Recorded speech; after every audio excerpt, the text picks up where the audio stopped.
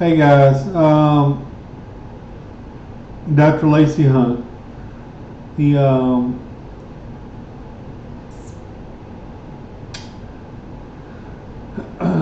he's one of the leaders here at this Housington Investment Management Company, and he does these quarterly things. And I have not looked at this, but to understand what's going on in the economy at any given time, I would highly recommend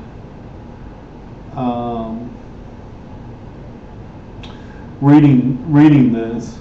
And I have not looked at this, but I'm just going to briefly scroll through it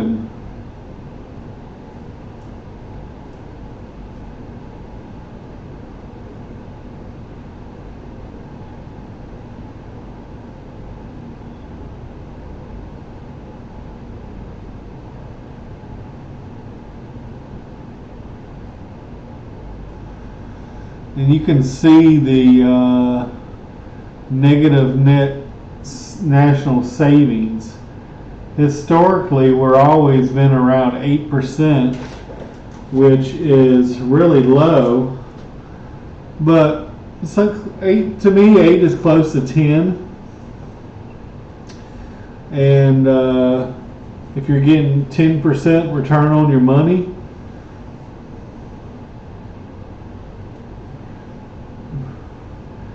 it's not bad. But you see, we're actually kind of getting close to where we were in 2009.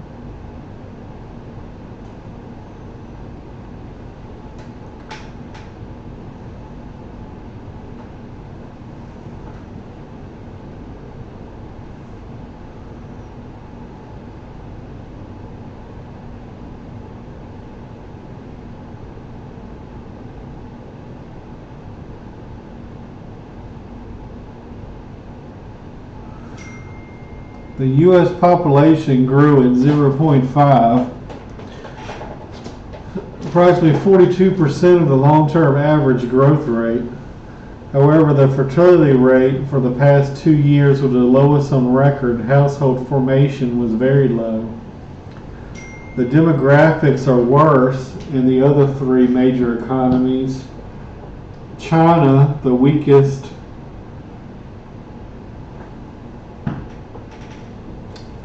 since 1949, and Japan population fell 0.4, and the population of EU expanded 0.6.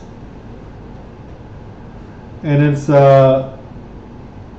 it's funny, I had just mentioned this in my last video about the average age in America is 38, and how for every year the US ages, China ages 2 more years. So for all these idiots that think the China is going to overtake the U.S. and GDP and all this stuff, I mean, they're just stupid. They're just complete idiots.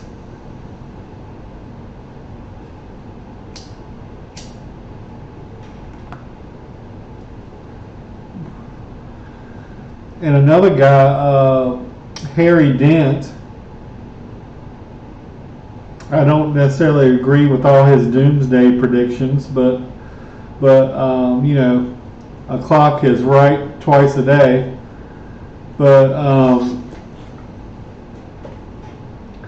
what he did have right, it was demographics. In the U.S., you know, it was the baby boom. You got people that are buying their first strollers, they're buying their first lawnmower, they're buying their, first house, their first car, you know.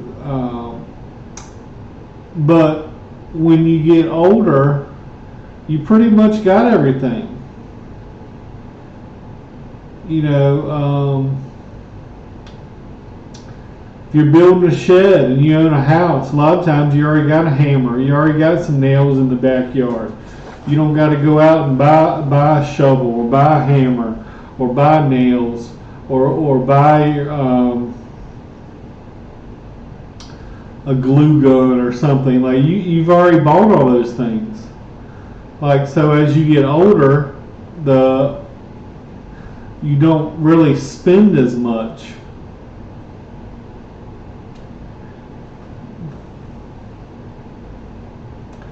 The average age of the other major economies around the world are increasing at even a faster pace than the U.S., which I've already talked about. And I've already talked about this. China, the average age is 40. The EU is 44. And Japan is almost 50.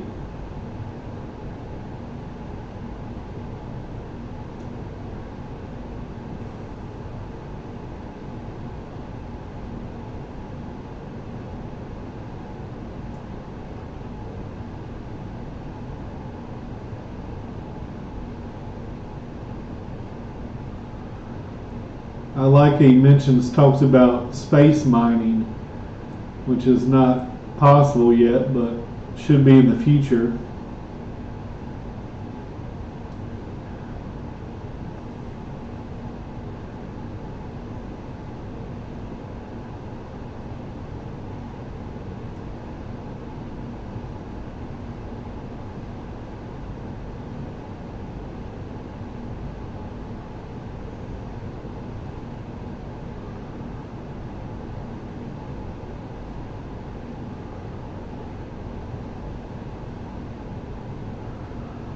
Standard of living was, it says 1.82, which was even worse than the post 70s.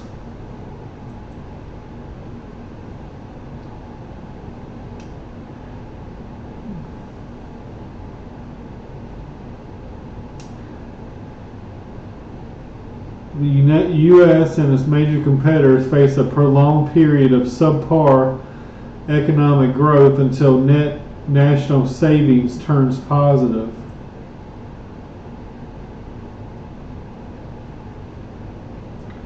Probably prompt calls for more deficit spending that will in turn serve to worsen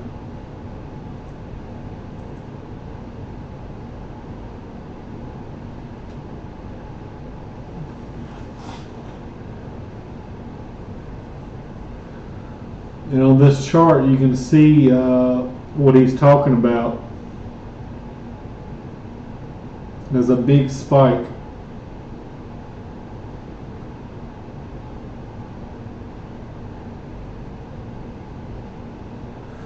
GDI,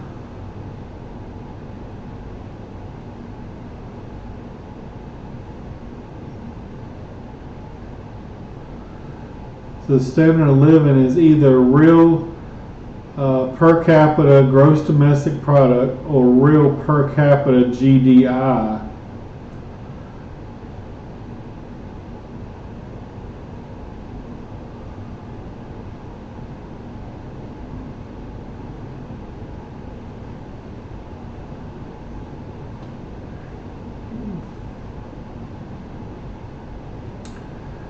Basically, reversal of 6+ decade growth in standard of living.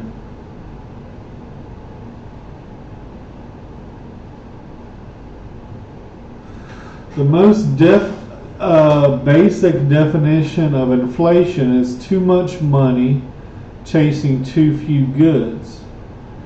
Now the opposite is true. The status of supply chains can be debated, but clearly they are considerably better than in 2020 and 2021.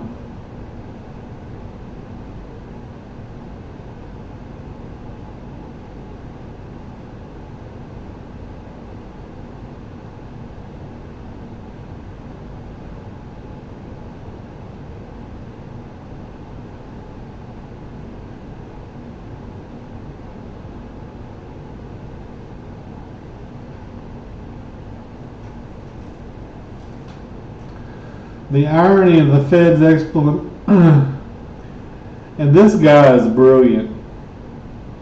This guy should be the Fed chairman to me.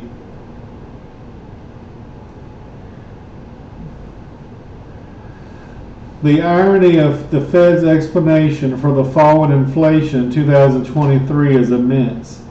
They make no mention of money, for which they have a constitutional responsibility, in which they have great capacity to determine. In 2020 and 2021, the Fed ignored money and did not see the dramatic surge in inflation coming.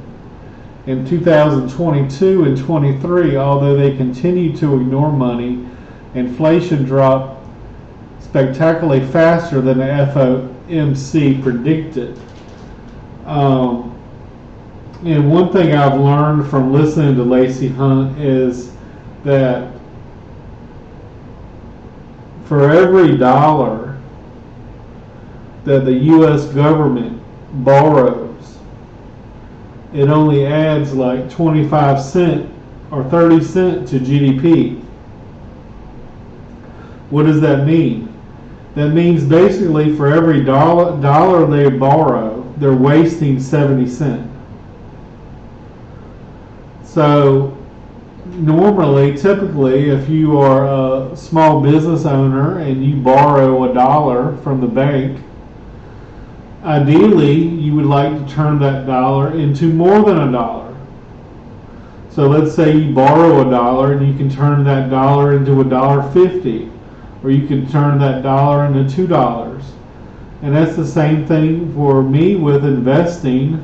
Is I believe I can turn every dollar into $2, or $1 into $3, or $1 into $5, or $1 into $10, or at least $1.10 or $1.20. But when the government does it,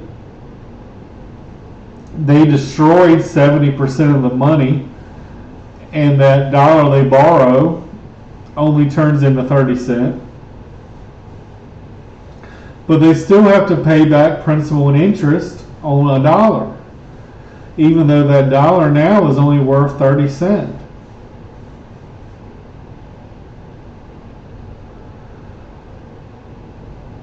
Real bank credit. Bank loans and investments adjusted for inflation also show a contraction similar to that of money.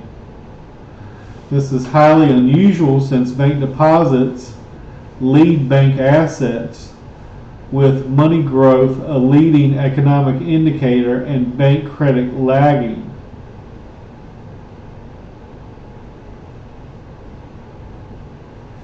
And I'm sure you know what a lag is. You know, you might be following a bunch of runners, but you're kind of fat and you're not keeping up with them, and you're lagging behind.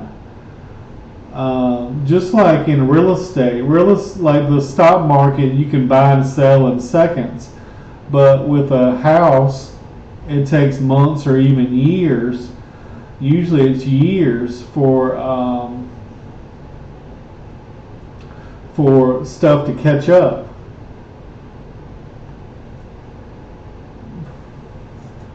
But real estate is also localized. So, you know, things could be crashing in one city in Florida, but the next city is doing fine. Over the past 12, 24, and 36-month intervals, real bank credit declined by annual rates of 3.8, 1.8, and 0.9.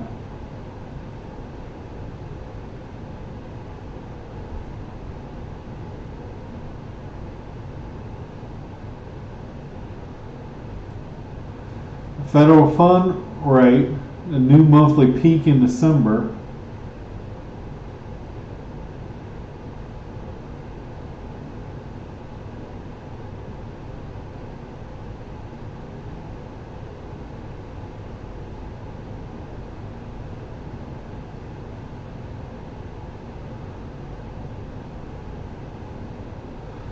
Nominal credit card, automobile, and personal loan rates jumped sharply to new peaks in November. Credit card and 6-year new auto loan rates reached 21 and 8% respectively. I mean, I got a car loan at 4%. But this saying the credit card rate, the average is 21% for credit cards and 8% for car loans.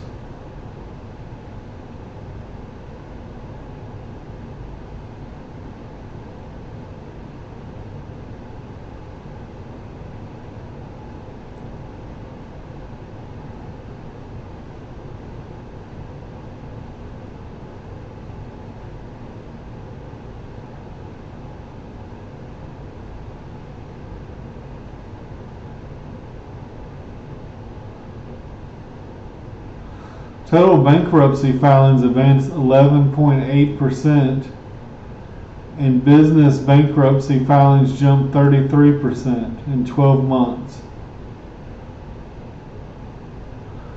Residential property foreclosures in the fourth quarter advanced 12.8% from a year ago.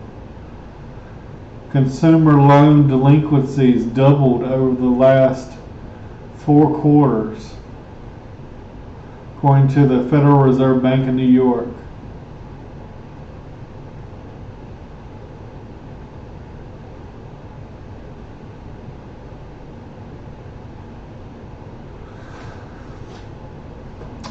Behaving like a recession. Over the past year, inflation, real GDI, I still don't know what GDI is, gross domestic income, I think.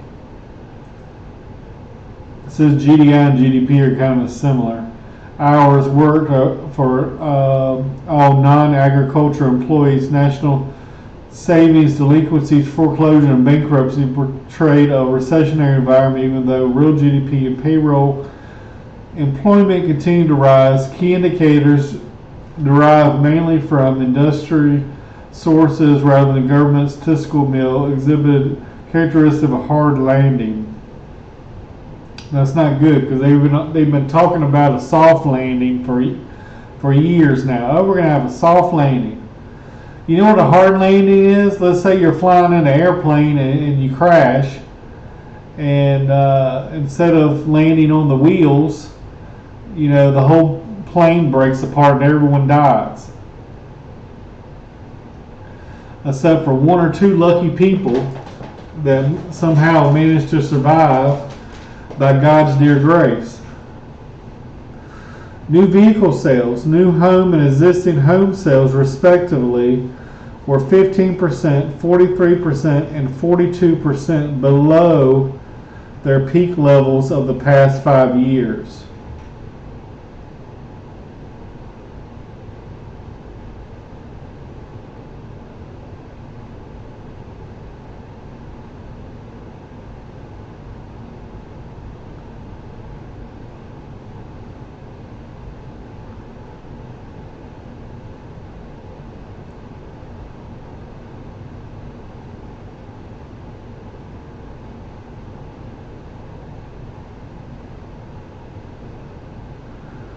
The massive 60% drop in the 20-year moving average of real GDP growth from 1970 to present is a strong signal that R has experienced a similar decrease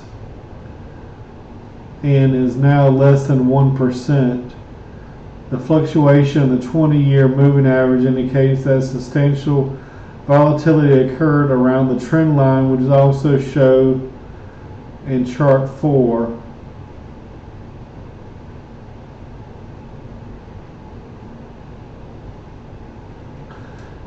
I have no idea what R is.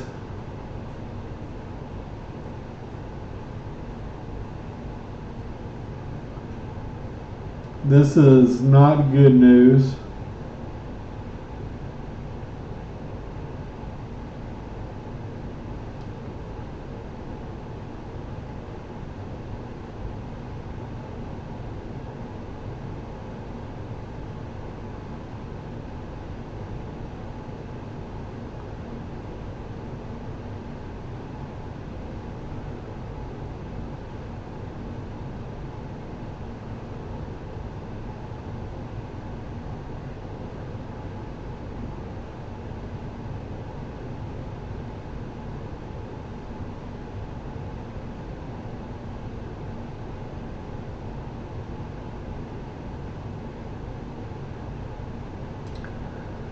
suggests the rally in long-term Treasury bonds will continue through 2024.